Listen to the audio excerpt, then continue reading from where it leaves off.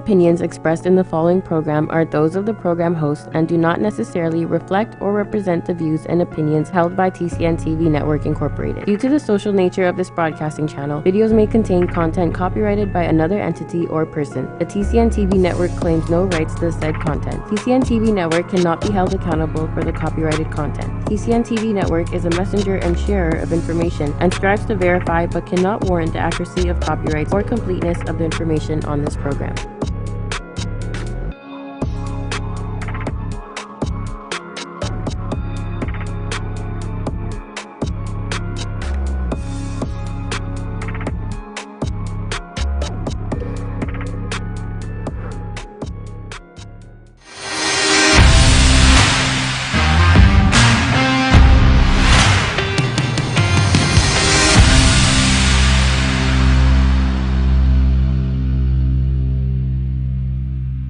Dear Mom and Dad, I know you're nervous as I head off to college in Barrie, but my whole life you've raised me to this point.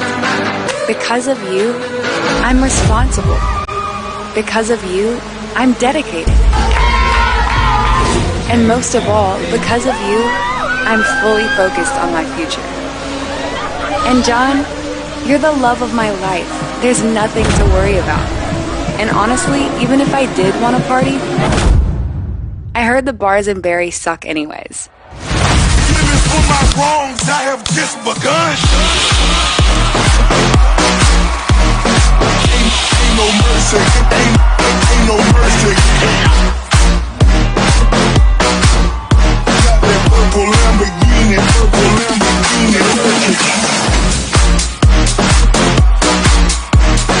Purple Lamborghini lurking.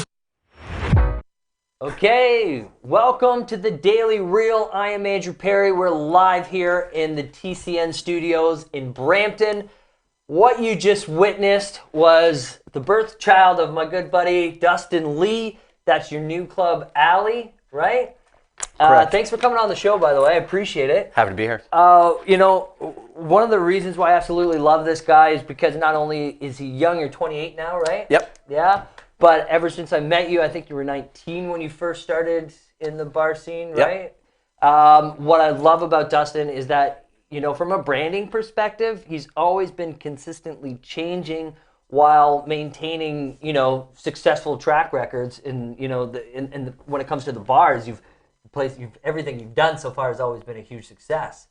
Yeah, I mean, it has its time period where it's successful. Then after a couple of years, you gotta switch it up, right? You gotta switch it up and do a change. Yeah, so Barrie, Ontario, that's where you reside. That's where I met you. Yep. Couple of mutual friends. I'll throw out Matt Barkley, Matt Hoopty. That's how we met. Yeah. Although we didn't hang out a lot, you and I always felt like, you know, every time I came to your establishment, you always, you know, you're a great host, I guess you could say. And you know what? The reason why I wanted to have you back on the show is because when I made the transition. Remember, I interviewed you. You were the first person I interviewed when I was do remember that. blogs. Yeah. And so I'm excited to hear, you know, where you've come in those last 3 years. But where did it all begin, man? Walk us through the very beginning. Well, again, I'm 28. I was born and raised in Barrie, Ontario. Yeah. I went to school. I moved to school in Los Angeles at 17. Dropped out at 18. Came back to Barrie. Started a video production company. Mm-hmm. And then somehow ended up in nightclubs and real estate. Yeah. And I'm doing other stuff too. Like I'm involved in 4 food festivals. Yeah. I got some Airbnbs that we do, and then and some special events. But the bulk of my business is nightclub right. and real estate. Yeah.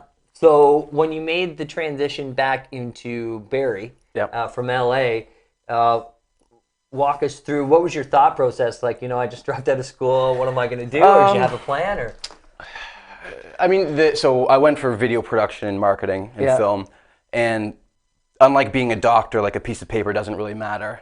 Right. Showing, like here, I went to school here in that kind of creative industry, whether you're a graphic designer, video production, or whatever it is. It's what matters is what you can show for it in your portfolio. And when you go to school, you learn a bunch of principles, and then a part of being in that school, you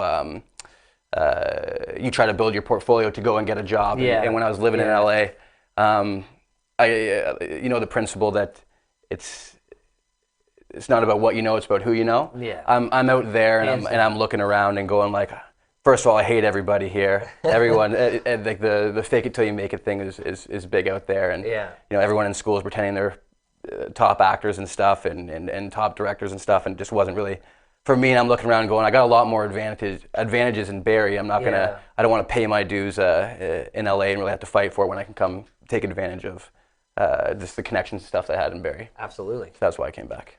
So you come back.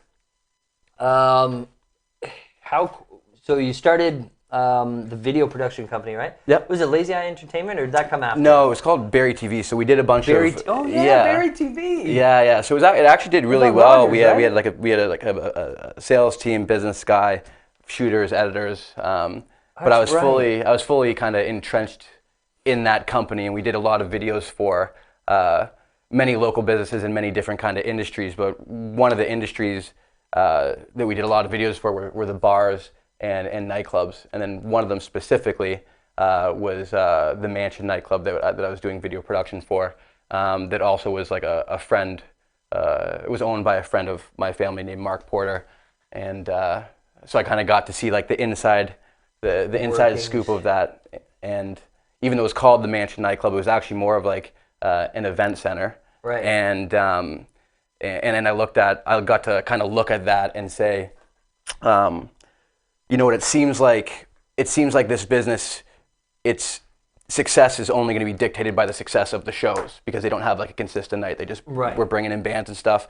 So I had to step back. It kind of looked like, to me, I'm like, this must be a vulnerable business, or at least a business that's open to a lot of inconsistency. Yep. And then when I turned 19, I was like, hey, Mark, like I made a proposal for him and a pitch, and I tried to sell him where I was like, hey, you know what, I was cool in high school, like let me throw a party. And I threw a party when I was 19, and it was like the busiest night they ever had. Yeah. And we made like a deal where I took the cover charge, and he took the bar sales. And I think after that, like whatever, I put 10 hours probably less into it, and made whatever, like $3 or $4 grand or whatever it was. And kind of at 19, I was like, oh wow, like, holy shit, this is I didn't put even that much effort in this. Could you imagine doing this all the time? Yeah. Okay. So, oh man, it's funny because you're bringing back memories. You're talking about the events that they used to have. Remember when it was used to called the Foundation? Yeah. My band, we talk about, my band and my past experiences in the music industry on the show a little bit, and we actually played there. So yeah, it brings back memories for sure. So I remember this. Now the story's kind of starting to come back a little bit. So it started with one industry night, or not an industry night, but you had an event. Yeah. Was it for a college event, right? So I had a connection at that time with just the people who grew up in Barrie. So I came back. Everyone else was still like in university and stuff. I was just a dropout loser kind of thing. And so I waited for like Christmas break when everyone was home from school, and I threw a party then.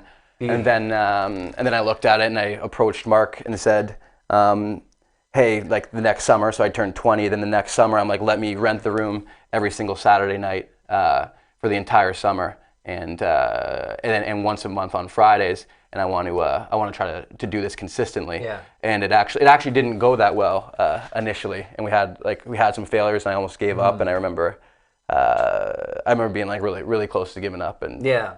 Well, because I mean the nightclub industry, the restaurant industry, it's all that service stuff is very difficult to maintain a successful business.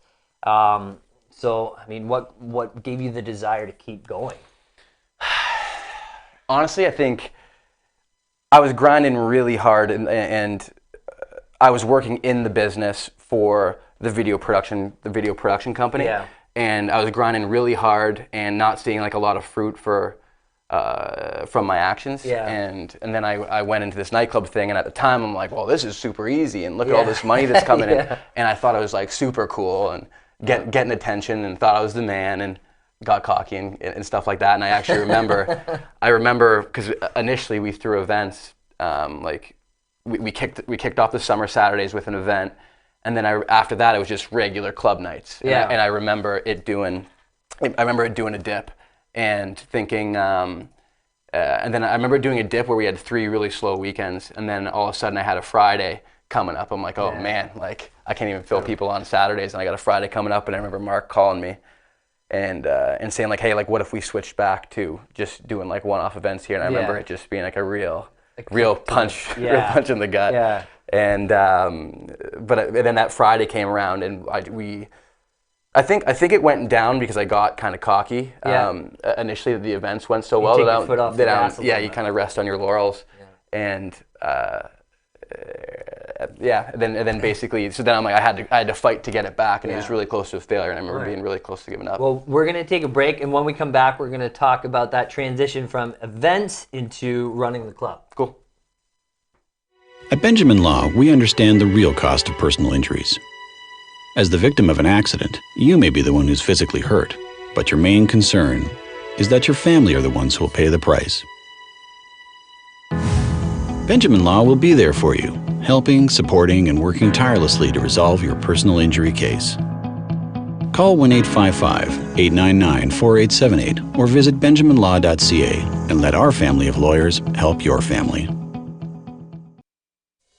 Hello everyone, my name is Jermaine Chambers, and I'm very excited to tell you about the newest political and current affairs program coming here to Brampton. It's called On Point. The first step of true reconciliation is learning more about one another. Join us on Tuesdays from 4 p.m. to 5 p.m. as we discuss all the issues. I will never forget the trust you put in me. Municipal, provincial, federal, and any issue of national importance we will talk about on Point. So do join us.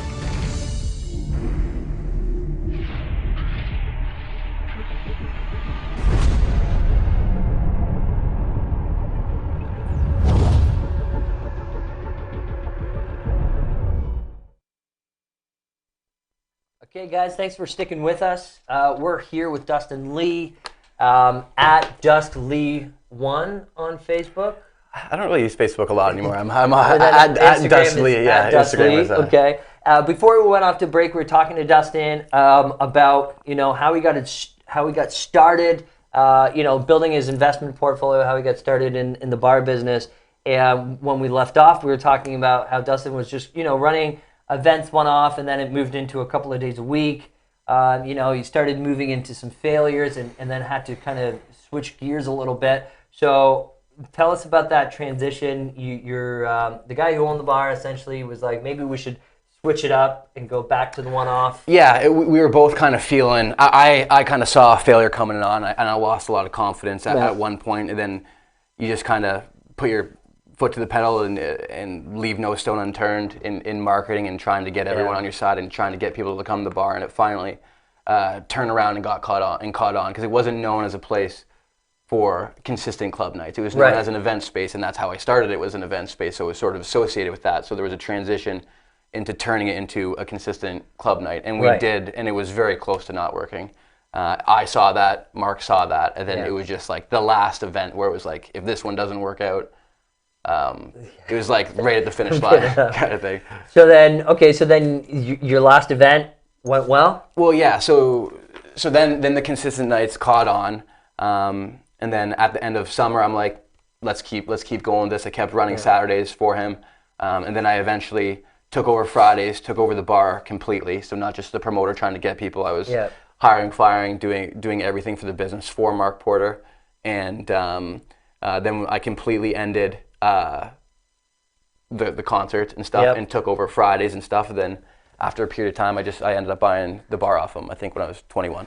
Wow, that's crazy. And when I was 21, I was probably spending all my money at a bar, let alone trying to invest it from the bar. I had no idea what I was doing. I made an absolute mess. Well, I mean, I think you're selling yourself a little bit short, because even making the executive decision to cut off, the concerts and the events, because that's exactly what you said. That's exactly what that bar was known for like decades. Yeah. So to make that executive decision and say, okay, well, we got to create a little bit of a consistency here. Mm-hmm. Okay, so eventually, you bought the bar. Yeah, and Mark owned the building. And so you bought the business. That's right. Yeah, and then he was my landlord, and I was paying him rent. Okay. And then how long did it take you to figure out that, hey, I don't want to be paying rent anymore? Immediately. I mean, and I was getting a deal. And Yeah. it's still crazy expensive. Like, it's a triple net lease, so between rent and paying property taxes and the insurance for the building and the utilities for even all the apartments upstairs, like I was paying over $15,000 a month, and just feeling like I'm grinding, working hard to pay for somewhere else. So I'm like, at some point I got to do this for myself, because it's a lot of money every month to light on fire. Right. No, absolutely. It comes in the door and it goes through the exit. So, all right. And then now let's talk about, so the mansion takes off. Yeah. I remember, you started bringing, were you guys the first people to bring the cameras in, like, and taking pictures of everybody? The bank was taking pictures. We were doing recap videos. Right. Okay. Because I think, like, when the pictures started coming out, I noticed the bar started to get a little bit busier. I don't know if it's a coincidence, but everybody liked, a professional photographer. Maybe we can get one of those backdrop things. But what I like about what you did is you had success with the mansion, and then you decided to switch gears again and then open the Johnsons. So for one, let us know, where did you get that idea from, and why mess with a good thing? So I think we were in our 4th year of mansion, and I think it was just more of like a competitive bone. Like, we did the change, but it wasn't out of desperation. Like, we were still making money. We weren't dead, but our line was gone. And I kind of watching things and trying to be like unbiased and not make excuses. I was looking at it and going, we're in 2nd place right now. And when you're in 2nd place, you're in some way vulnerable, I think, and you're not in control of your destiny. I actually had a mentor of mine one time say, or it's a quote that he said that I really like, which is, it's really hard to play in the NHL, but it's not hard to play in the NHL when you're Wayne Gretzky, right? Right. And I think basically what I take from that is, in business, or specifically in nightclubs, like, it's hard to own a nightclub, but it's not when you're the best. And so I'm like, okay, I love that. We're in 2nd place here. We need to make a change, or else it could be the beginning of the end, and you've kind of lost control and you don't know when it's coming. That's a great mentality. So, I guess it's fair to say that you're a fairly competitive person? Yeah. Did you play sports growing up? Yeah. You did? What did you play? Lacrosse, hockey, and boxing. Wow. Oh, yeah, boxing. I remember when I first met you, I think you were still boxing, right? Yeah, I wasn't very good. Yeah? Do you box still? No. Well, as a workout, but not sparring or... Yeah? Well, you just told me before off air, like, about, you're on the nightclub hours. How do you get your body to adjust? Like, when do you work out? Where do you find time? I really work at it Monday to Friday and compensate for how bad I am on the weekends. Yeah. All right. So, okay. Now, where did the idea for the Johnsons come? For those of you who don't, I'll let you explain it. But the mansion was going well. You wanted to get back in the 1st place spot, so you switched up and came up with the Johnsons. Tell us a little bit about that. I always feel like I don't ever come up with like brand new ideas, and I think a lot of successful people don't. I always find that no matter what I'm getting into, I usually try to look at who's doing it the best, and open up a bunch of browser tabs on my Mac, or go visit other places and kind of go, what do I like about this place? What do I like about this place? What do I like about this place? And kind of take ideas and inspiration. And so the Johnsons was a nightclub that was themed as a house party. So we basically built what looked like a house inside the club. So if you felt like you're at a house party.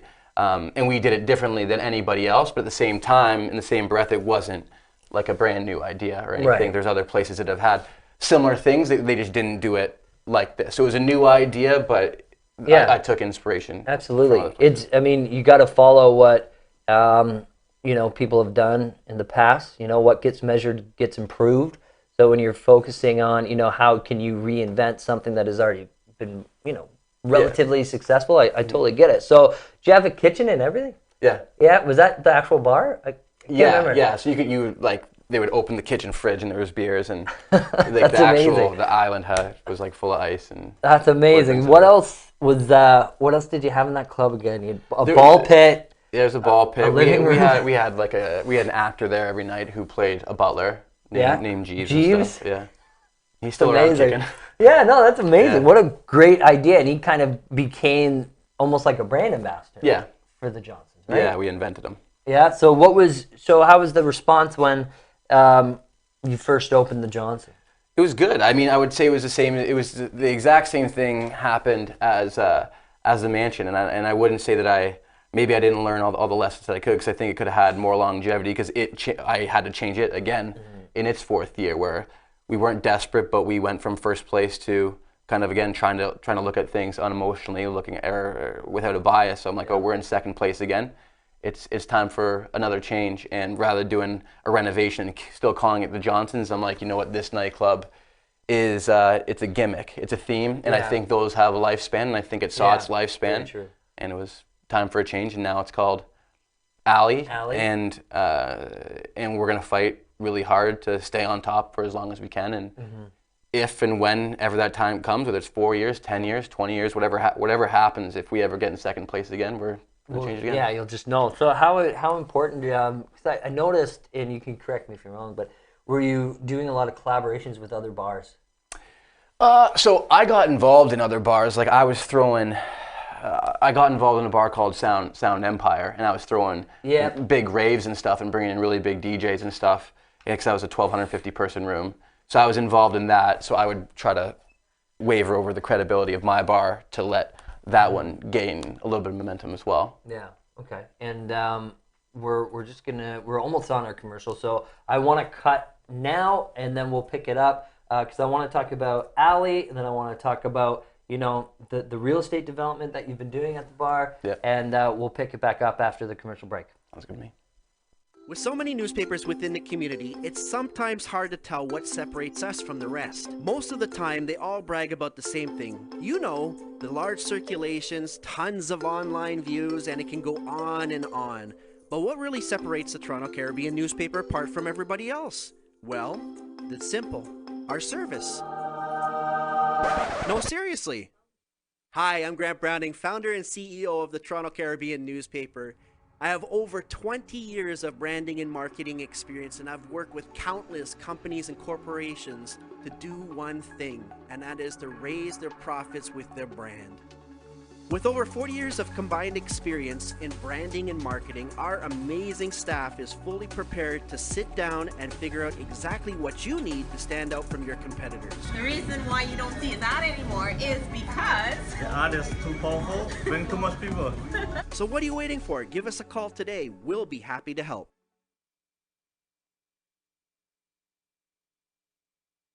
Are you retiring smart? Make your home's equity work for you.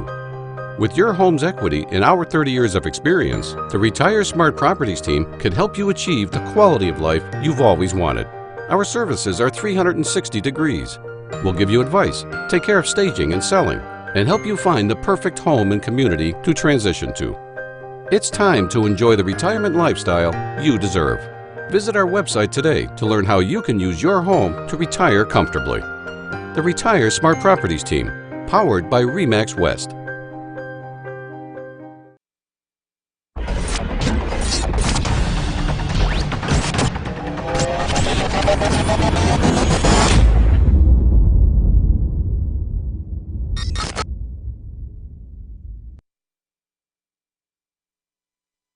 Okay, we're back with Dustin Leigh. Thank you very much for sticking with us.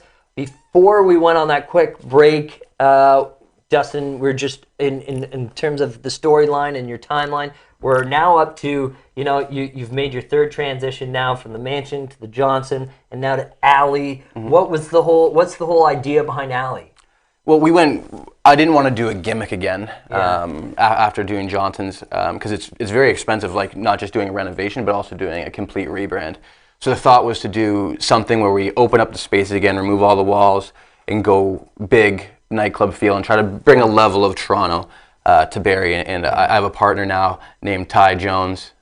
She has some pictures of Pulse, an event I did at the Molson Center on there that we could also probably talk about. But, but right now we're in the beginning stages of Alley, and it's going really well. Well, that's good to hear, man. And so it hasn't always been, one success after another, right? I mean, just as any entrepreneur, any business owner, you've had some failures. Mm-hmm. I think on your Instagram, you've got a picture of Actually, if you pull up what she just had, that event, I could probably talk about it. That's probably a good segue. Yeah, so you've done an event. Where is this now? This is the Molson Center, and I guess to kind of line, it's in Barrie. I could line this up a little bit. So as it relates to failure, I mean, once things are starting to go well, you kind of you can find yourself getting cocky, especially being young. And I was throwing these events at what was called Sound Empire, which was a 1,250 person room, and we were selling out and doing really well. Then I kind of got in my head. A lot of big acts, right? Yeah, and I got in my head. I'm like, I got to do the Molson Center. Like I want to throw a rave at the Molson Center.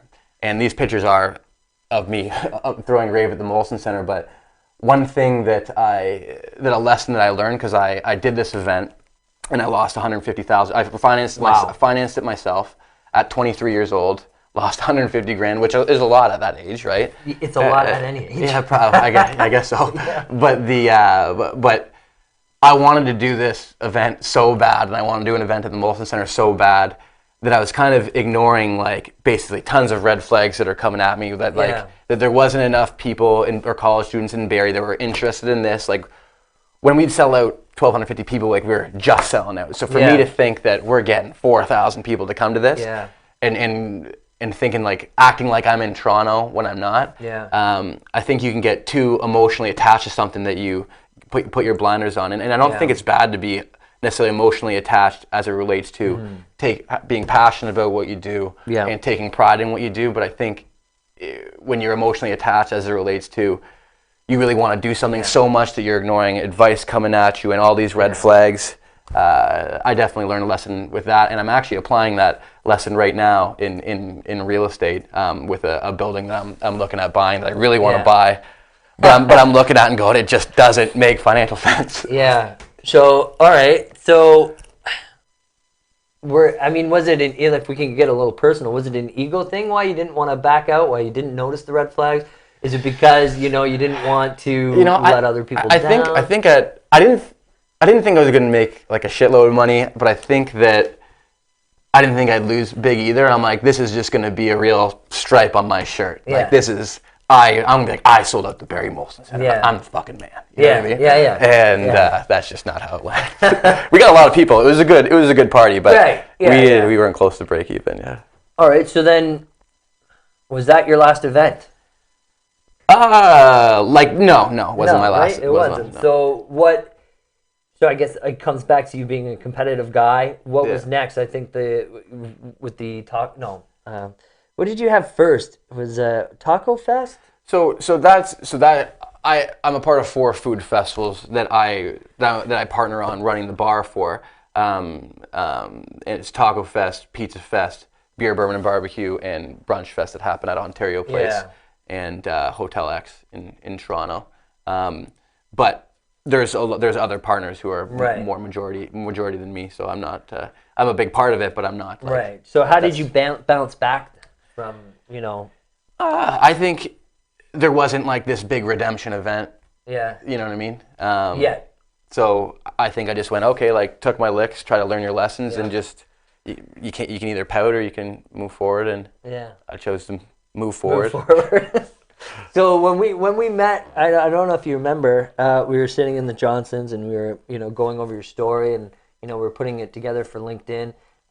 You told me about some things that you wish you had done differently, and I think it was more from the managerial side of it. I think you were talking about you would have paid attention to accounting a little bit more. Has any of that changed for you? Have you? A little bit. I mean, my style of business right now how I act, that I kind of stand by, is I have a much more of a working on the business versus working in the business. Attitude, where I don't take a role in the business. I try to hire people that I think are better than me at specific roles, and I'm just kind of look back and kind of orchestrate and try to make people synergize with each other, and then and put out fires where I need to. But I pay attention to those things, but I don't do any of my accounting or all that stuff's done for me. Well, that's good, because I think especially when you're an entrepreneur, especially when you're a young entrepreneur, you get any business owner wants to wear as many hats as they can, right? Because they feel like they need to control things. Yeah, and you want to do everything, and you kind of learn quickly that's not a good idea, and then you end up working in the business. But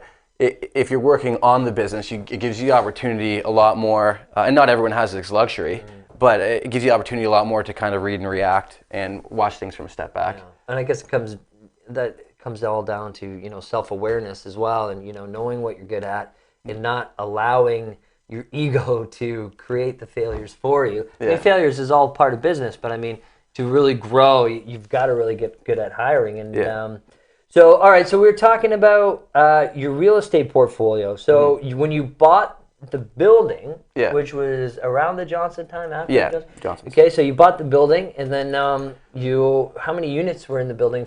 So there's 8 apartments upstairs. Yeah. And sort of, I guess I'm executing right now, and I'm in the middle of executing like a principle taught to me by mentors of mine, which is with buildings like that have that many units, the value of the building is dictated by the net operating income of the building ran at a capitalization rate, right?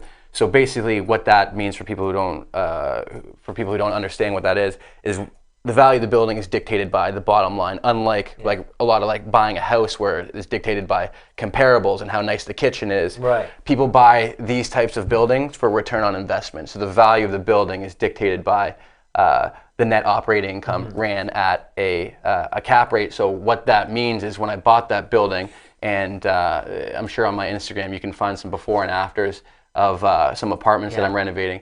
But the what it means is if you take, for example, I think I was on average getting like around $700 a month in rent times 8 apartments, and I should get my calculator here. Hold on.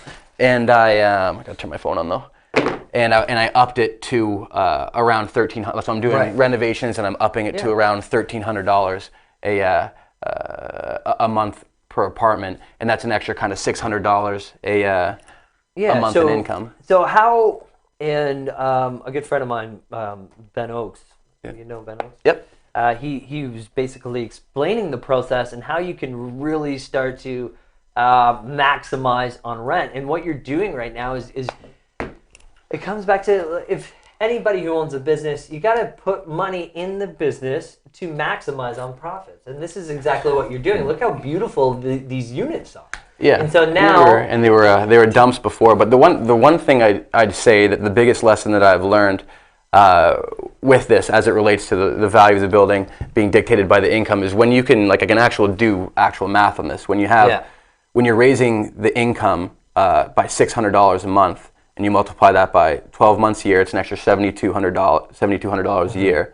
Ran at a 6 cap, it raises the value of the building $120,000 just on one apartment, and you're spending like $30,000 to $40,000 kind of completely gutting and flipping these apartments. But you're spending that $30,000, $40,000, and you're gaining $100. I'm definitely dumbing this down more simple than it is, but what other kind of industry do you have such a high multiple that you can put that kind of money in and get that like, where can you spend $30,000 and get 120 back like that?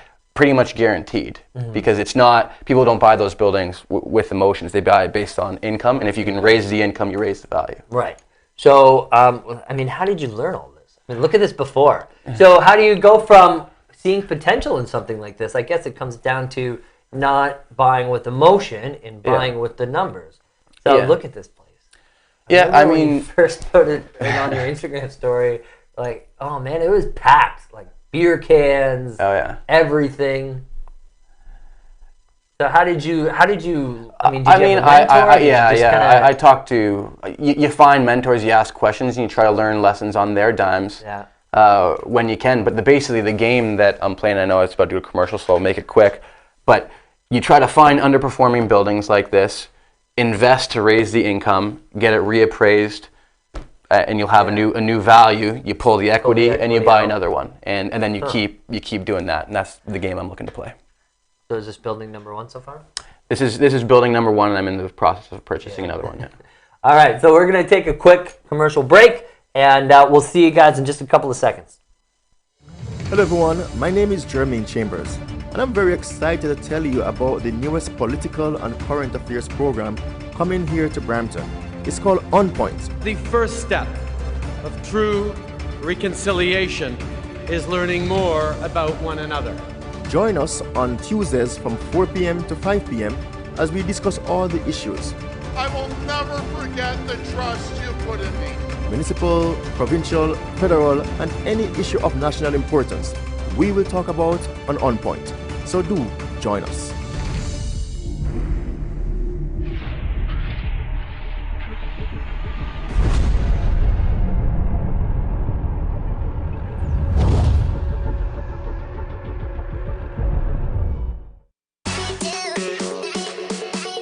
My name is Trish Curling, and I am an online coach, personal trainer, and yoga teacher, and your new host of Shaping Life, which is all about understanding that we have the ability and the control to take charge of our health and wellness.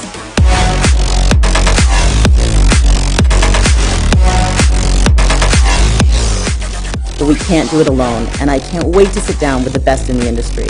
Please tune in every Friday at 1 p.m. live here on the TCN Network.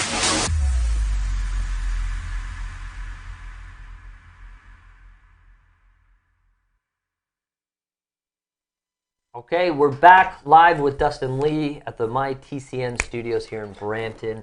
All right, so now we saw some before and after of these units, and we talked about how important it is to invest into your buildings, into your business.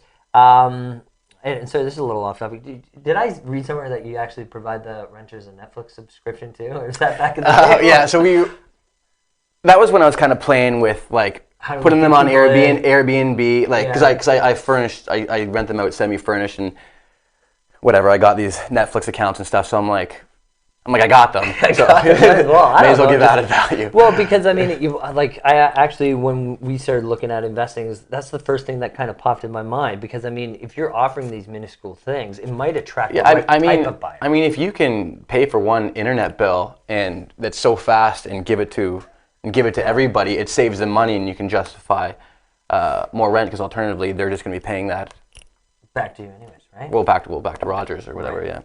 All right, so off air we were talking about, so this building that you have, it's mixed use, obviously, right? Yeah. There's commercial aspect. Yep. There's a residential. So for your future goals, what do you think is going to be your next project? Do you want it to be all residential, mixed use? I'm fine with mixed use, but I think over the long term, I'm definitely very interested in apartment buildings, and a part of the reason is, as I grew up, I'm born in 1990, so all I really remember is when the internet was around, but apparently it was a pretty different place. Yeah, before the internet, and you see technology kind of growing exponentially and disrupting a lot of industries and stuff, and a lot of people who thought they were safe and had safe jobs and stuff are losing them. And I'm kind of looking for a safe long-term move. And one thing that I think won't be disrupted by technology is people are always going to need a place to live. Yeah. And they also, they're not going to invent more land. You know what I mean? So I am open to mixed use and having commercial and stuff, but I'm only really interested if there's a potential of a lot of residential. Yeah, because there's just too many inconsistencies with commercials, right? All right. So then, what else do you have on the table? What's next for Dustin Leigh? Do you have more events coming up? What do you got planned? I'm trying to build a rooftop patio on the bar for next summer, but that's very beginner stages, so I don't have really a lot to share in that. But we're still getting alley started and pushing and trying to make that the best it can be. Then we want to do a rooftop patio, and then I'm just kind of heavy into real estate, and I'm getting pretty passionate about it and trying to build as many assets as I can to make money while I sleep. You work really hard to do nothing, kind of thing. Make people. One thing that was said to me was, people, whether it be a business or a person, people work really hard, put their blood, sweat, and tears into every day and grind just to try to make ends meet and just pay their rent and just get by. You know what I mean? You can either be that person who's putting your blood, sweat, and tears in to pay your rent, or you can be the guy that everybody else puts their blood, sweat, and tears in to pay you, and I get to sleep like a baby. That's a great philosophy. So for the people that are out there, let's just say they're in a position, maybe they're starting a new business, maybe they've got some capital saved up. Would you suggest they put all their money into their front store that they're renting, or maybe they look at purchasing a space? It's such a case by case basis. You definitely have to be patient and kind of gradually grow, and you have to understand what you're doing and not just jump into it. And what I would suggest is finding like if you're thinking of getting into real estate and you've never done it before, I'd suggest finding a mentor who's doing well, and surround yourself by people who are doing better than you, and like try and pick their brain and get their advice, and hopefully learn some lessons on their dimes, because eventually, no matter what industry you get in real estate included, at some point you're gonna have to pay your dues. And to me, when I think of paying your dues, what that means to me would be having failures and learning lessons. And as much as you can learn on someone else's dime, like a mentor, for example, the easier time you're going to have and less heartaches you're going to have, I think. No, I totally agree. And I mean, how do you offer, what can you offer a mentor in place of, because a lot of people that are just starting a business, they might not have the funds for a coach or I think it's a case by case basis. I would, and you're gonna have to look out to whoever the best in that industry is. I would reach, like, think of I don't know anything about dentists. That's a bad example. I don't think I need an example. But I think you look for whoever's the best in your industry, and you reach out to a bunch of them, and you try to find a way to provide them some kind of value first. Can't just reach out to someone and be like, hey, help me, kind of thing. Find a way to leverage some kind of advantage that you have, and to give a mentor some value, because I believe that people are naturally reciprocating. So if you can find a way to give someone value, find a hole in their business without offending them, or whatever it is, find a way to give someone that you look up to and want to be your mentor value, so that, because I think people are naturally reciprocating, and if you do a favor for someone who's big, then they're going to probably give you your time, because that's what you're hoping for, is an hour sit down, or to shadow them, or whatever it is. Absolutely. I think that's important, is the shadowing, and going with and I've totally can relate. You want to offer some kind of value in terms of, because like a lot of people are very, very busy, and if you can do one thing that helps take something off their plate, I'm sure they would be reciprocal with their time or their advice. And so let's just say somebody's looking to get in the bar business, or somebody's looking to build their real estate portfolio, and they were to approach you. What would something of value be valuable to you? I'd have to think about that one. On the next time I come here, I'll have an answer for that one. Okay. Because I also don't want to line it up, because I don't want my DMs to go. I don't want to tell you. I think you gotta do your research, and you gotta figure it out for yourself. Absolutely. Because I think that if you can figure out something about that person and what makes them tick, it shows that you took the initiative to figure it out. I think it at least it shows that you have a character trait that person probably respects, and you actually have a lot of an advantage if you do that while you're young. A lot of young people will be like, and a lot of young people look and go, oh, I'm gonna have more credibility when I'm older, and I completely disagree. I think that you have a huge advantage being young, because I think that entrepreneurs see you as someone who is just like a little ball of potential, and people want to see young people doing well. Where, for example, if I was 40 years old and I approached someone like a Mark Porter versus when I was 19, kind of thing, I was like, yo, like, let me take the cover, give me the room for free, and you take the bar sales. He'd be like, who the fuck is this dustbag? You know what I mean? Whereas, because when you're 40 or however old, people will look at you and go, like, oh, if you haven't made it now, like, what's the point? Where a 19-year-old, 18-year-old, 22-year-old, whatever it is, people have sympathy and are willing to help you. Okay, cool, man. I really appreciate you coming on. We're closing into our last couple of minutes here, so where can people find you in terms of, if they want to come to the bar, if they want to come to your festivals? So I guess for the bar, it's we mostly use Instagram, which is at @AliDTBarrie. On Instagram. Then my personal one is at Dustin Leigh. And Leigh. So you, Ali is on Dunlop Street in Barrie. So if you're interested in coming, to Dustin's bar, that's where you can find him. And man, I really appreciate you coming on. I know it's a long drive for you, but I think we learned a lot. And, appreciate having me. And I hope we can do it again. Looking forward to it. Thank you guys very much. We'll see you next Tuesday at 10 a.m. Don't forget to follow us on social media. We've posted Dustin's links and our links right in the post description. So we'll see you next week.